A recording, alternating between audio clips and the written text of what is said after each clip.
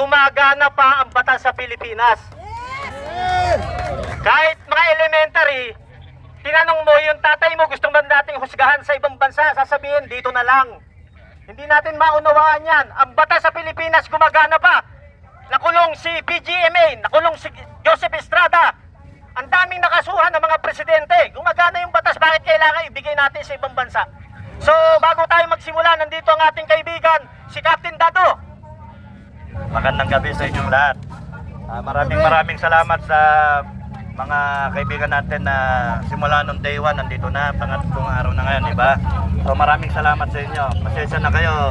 Mayroon pong biyahe, kaya kanina lang ako nakarating. Pero at least nakarating, umabot tayo.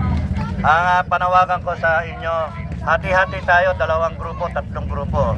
Isang grupo ngayon, isang grupo bukas. Palitan, walang alisan na mababakante itong Senado. Kung nandito kayo para, ano ba gusto niyo na mangyari?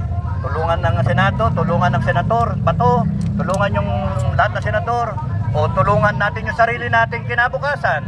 Huwag urakan yung ating kinabukasan, yung ating dangal, yung ating kalayaan. Yun yung gusto natin.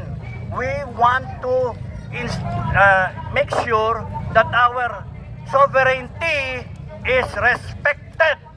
And we want to make sure that the Constitution is followed.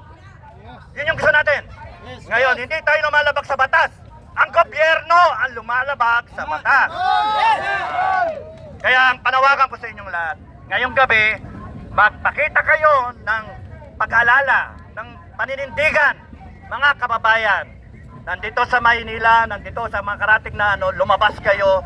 Hanggang bukas, magparami tayo. Lumabas tayo. Pakita natin. Kinukurtunan tayo. Okay lang. Huwag kayong matatakot. Huwag kayong natatakot. Mas tayo ang dapat nasusunod. Tayo ang sovereign Filipino people. Nasa konstitusyon yan. Kaya huwag kayong natatakot. Tayo ang nasa tama. Now, pagka walang nangyari dito sa Luzon, yung Mindanao, kakalas.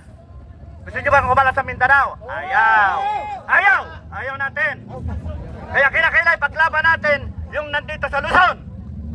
Paglaban natin buong Pilipinas. Paglaban natin na ang lahat ng pinaglaban ng ating mga ninuno hanggang sa ngayon, kaya nating panindigan. Hindi lang para sa ating mga institusyon, hindi lang para sa ating sa gobyerno, hindi lang para sa lahat ng Pilipino, sa gobyerno man o nasa pribado man, kinakailangan paglaban natin yung karapatan natin lahat. Kaya yun ang mahalaga.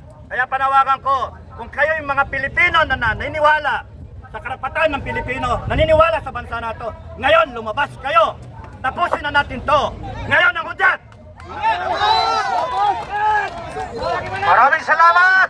Maraming salamat. Captain Dado, nananawagan tayo sa bayang Pilipino. Hindi natin kailangan tayo ay gumawa ng hindi naaayon sa batas. Napakasimple lang para manalo tayo. Lahat ng taga Maynila pumunta lang rito. Naghihintay lang yung ating mga kapatid na kapulisan. Pagod na rin sila. Pagod na ang ating mga kapulisan sa pagprotekta sa mga siraulong nakaupo sa gobyerno. Pagod na sila. Tingnan nyo sila. Ayaw nila lang ginagawa nila. Mainit. Gutom. At alam natin sa puso natin, naghihintay lang ang armed forces na dumami ang taong bayan. Naghihintay lang sila. Pagod na rin sila kadidepensa sa mga demonyong nakaupo sa gobyerno. Tayo ang tama. Sila ang mali. Kahit sandaanin. Yung mga pamilya ng ating mga kapulisan, yung pamilya ng ating mga kasundaluhan, ang tanong, apektado ba sila sa nangyayari? Apektado sila. Walang katapusan nito. Ang gusto nila tayo mag-away-away. Ang mali rito, nagagamit nila ang ating mga kapulisan, nagagamit ang NBI, nagagamit ang ibang ahensya para proteksyonan yung mga magnanakaw. Kung hindi tayo kikilos, kung hindi tayo magpapakita ng ating damdamin, sisigaw ng ating mga hinaing, palagay ba natin matatapos itong problema na to? Tayong maliliit, tayong walang kinikita, tayong busabos, tayo ang gumagawa ng paraan para ma-resolve ang problema ng bansa.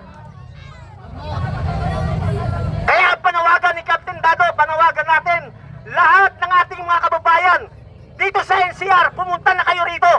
Napakasimple lang. Bawiin natin ang gobyerno sa isang mapayapang hakbang. Ito ang Diyos. Nag-create siya ng batas ng tao. Ang tawag dyan, inherent right. Karapatang magsalita ng malaya. Karapatang mabuhay ng payapa. Karapatan natin na isigaw kung ano yung nasa ating damdamin. Bigayan ng Panginoon Diyos sa atin. Gumawa siya ngayon ng tao. Ang tao gumawa ng batas. Kaya na-create ang ating legislative, judiciary, executive. Sino gumawa niyan? Taong bayan. Ngayon, ito ang presidente. Ang nasa taas ng presidente, taong bayan.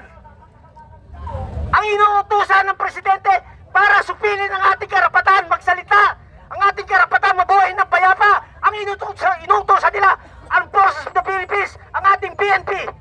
Malaking pagkakamali. Dapat ang nag-uutos sinusunod ng AFP at PNP, taong bayan, hindi ang Pangulo. Nasaan ang Pangulo? Dapat maunawaan natin lahat yan. Kaya ang bansa natin ganito. Ginagamit nilang private army ang kapulisan. Saan ka nakakita? Kapwa mo Pilipino, dalhin mo sa ibang bansa, may kaso. Hindi pa nga nakakasuhan rito eh.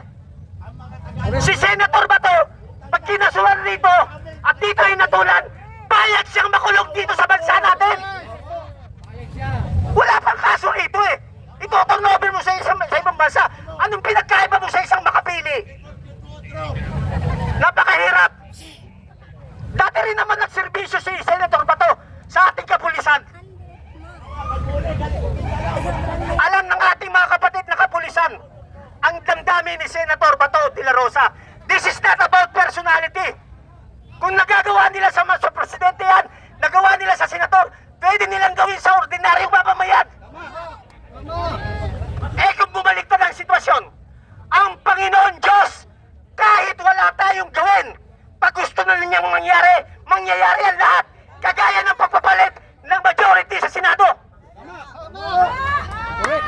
Kahit magpagulong-gulong tayo sa kalsada, pag ayaw pa ng langit, walang mangyayari. Pero ito yung pagkakataon, sinasabi na ng langit, bawiin nyo na ang inyong gobyerno. Huwag kayong matatakot. Ang mga kapulisan, kakampi natin yan. Hindi kayo kailangan magaling sa kanila. Ang ating kasundaluhan, kakampi natin. Hindi lang sila pwedeng manguna. Bawal! Bawal! Marami silang kakaharaping problema. Ang hinihintay ng ating kapulisan, ng ating kasundaluhan, 1 milyon sa NCR, 1 milyon sa Visayas, 1 milyon sa Mindanao, tapos ang laban. Kaya ako'y nananawagan, 3 araw na kami, dito kami nag-i-stay, natutulog sa sasakyan, nagdadasal, na sana yung ating mga kababayan magising na. Saan ka nakakita? Mali na kinakampihan pa ng iba. Kahit ibinoto natin yan, si BBM, may nakita kang mali, hindi ka ipalan. Responsibilidad natin na punahin siya kasi tayo nagupo. Kaso ito, pakinggan nyo. Ang malaking problema, akala natin, ang nagupo kay BBM at sa lahat na nakaupo sa gobyerno, sinisisi nila taong bayan. Hindi po tayo ang nagluklok sa